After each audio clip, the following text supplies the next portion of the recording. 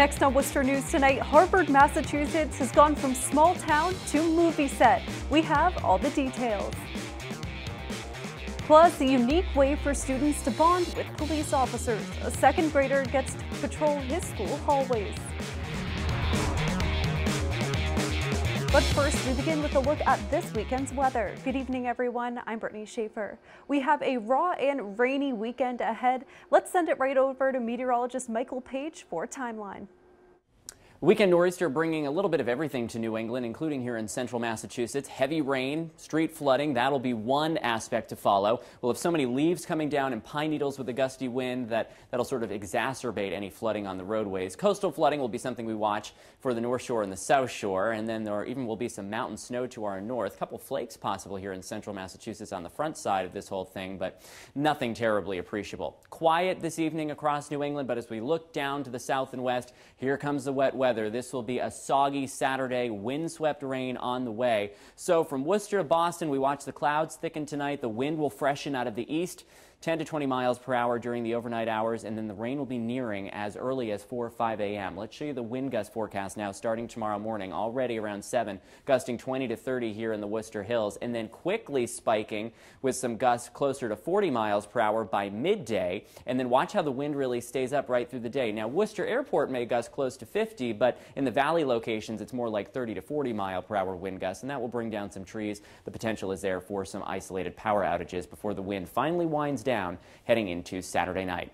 That's just a preview of the storm. We have a full timeline on the advance of the rain and, of course, your 10-day coming in just a few minutes. The Humane Society of the United States is offering a $2,500 reward for information surrounding an illegally shot hawk. Auburn Animal Control says a red-tail hawk had to be euthanized as a result of being shot down by a person.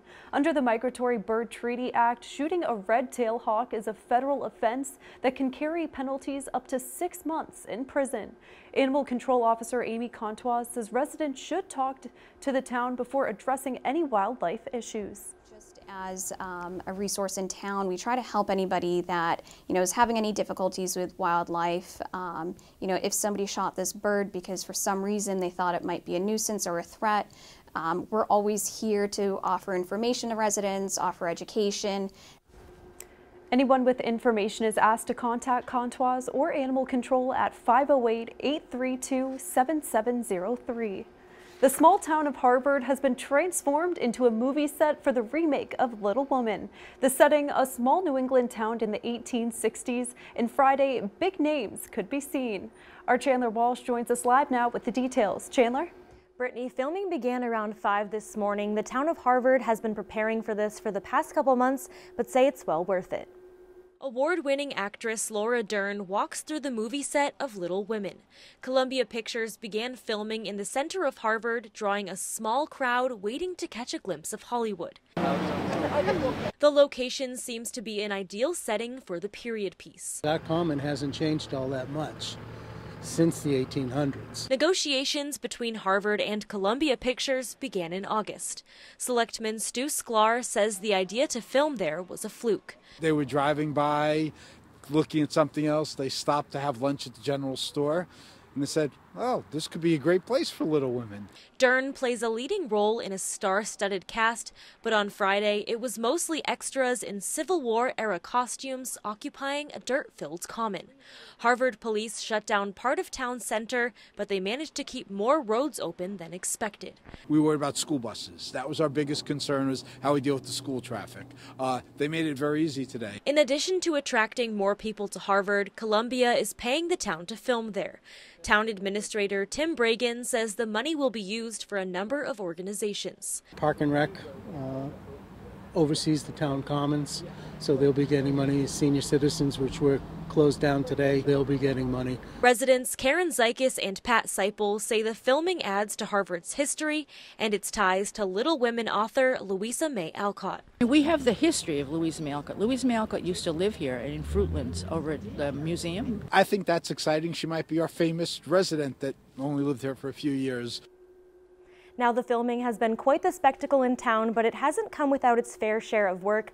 Some buildings will be closed for filming, and residents who live near the center of town are being asked to hide their mailboxes and cars so they don't show up in the background of any scenes. Chandler Walsh, Worcester News Tonight. Good Chemistry in Worcester is approved by the state's Department of Public Health to reopen their retail sales for medical marijuana.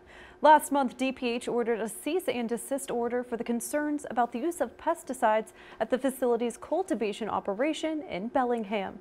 President Matthew Huron says in a statement sent to Worcester News Tonight, Good Chemistry takes health, safety, and compliance very seriously. We understand the department is responsible for the public safety and welfare of the Commonwealth, and we applaud them in their efforts.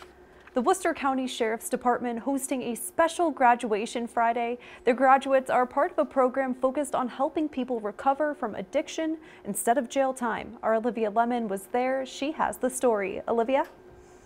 Brittany, graduate Casey Nelson shared her story of drug use and recovery and says this program has helped her to stay sober. Now she's rebuilding relationships with her family and friends. Now I look forward to spending time with them instead of pushing them away. Casey Nelson is emotional as she reads a personal message about her drug recovery process. She's been sober for 8 months. I was addicted to painkillers for 8 years, with failed attempts to quit on my own. Friday, the 39-year-old and a handful of others graduated from the Worcester County Sheriff's Office Community Correction Center. When I was incarcerated, I had failed in my probation, which led me into this program. When I had the opportunity to join this, I was like, this is what I need, and it's been great. Sheriff Lou Evangelitis says the program is offered to people in the court system, giving them a different option instead of going to jail. It's the most productive way to approach this epidemic we're in and do it in a way that really turns people's lives around. The center offers many different things, including substance abuse treatment, therapy, and education. A client is typically in our center between 6 to 9 months. And that's just because instead of just tackling substance abuse, we also tackle the criminal thought process. Casey says her message for anyone going through something similar is to never give up hope and reach out for help. If you're ready, this program, you'll blossom in this program. Now, this center is one of 3 in central Massachusetts. Meanwhile, Casey says she is finishing getting her high set or GED. Olivia Lemon, Worcester News Tonight. The city is celebrating the work of a person at the center of replanting Worcester after Asian longhorn beetles destroyed more than 35,000 trees in the area. Peggy Middaugh is the former executive director of the Worcester Tree Initiative, who helped the city reach a goal of planting 30,000 trees in 5 years. Middaugh moved to New Jersey but visited Worcester Friday, and as a welcome home, the city held a tree planting ceremony in her honor. Middaugh says trees make a tremendous difference in neighborhoods. People think of them as a beautiful aesthetic thing to have in your yard. There's so much more than that.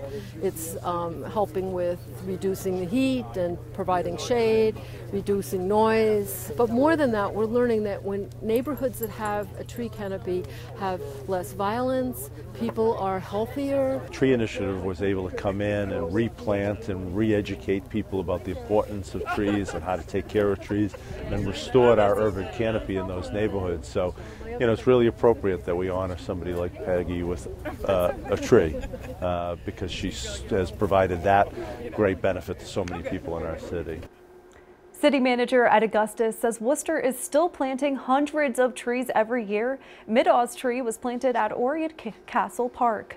A second-grade student in Barre gets a unique opportunity Friday. He got to patrol the hallways with his school's resource officer. The police department says it's part of an effort to bond with students.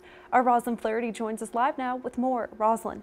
Brittany, his mom says he's fascinated with law enforcement and first responders, and police say it's a way to show the positive side of the job.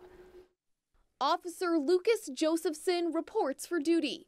On this day, the second grader is the school resource officer at Ruggles Lane Elementary School in Barre. Lucas followed around Quabbin Regional School resource officer Russell Davidson. The two rode in his cruiser and patrolled hallways. Officer Davidson supported the idea to form better bonds with students. Show them the positive side of policing. The Barre schools in the district never had a resource officer until the end of last year.